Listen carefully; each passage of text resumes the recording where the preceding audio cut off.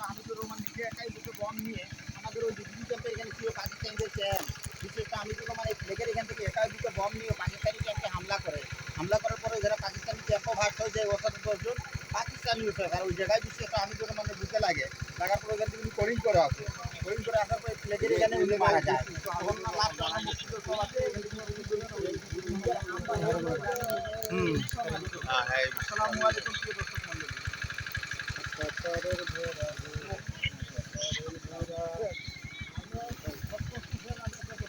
আসসালামু আলাইকুম। এই যে বীরশ্রেষ্ঠ আমাদের বাংলাদেশের বীরশ্রেষ্ঠ হামিদুর রহমান, বীর মুক্তিযোদ্ধা।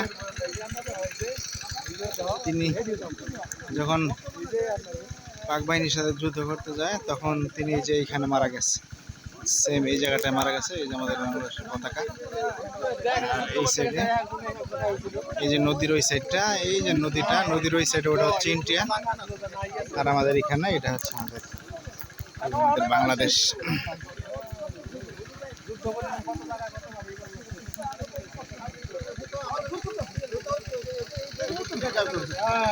রেজাল্টটা আইছে এই জায়গাতে ঝামেলা যেতে সে সকল যদি আন্তর্জাতিক নিয়ম থাকে আমাদের থাকতে হইলে ওনাদেরও থাকতে অবশ্যই, কিন্তু ওনারা তো মানতেছে না, ওনারা আরো সামনে এলে বের দিতেছে।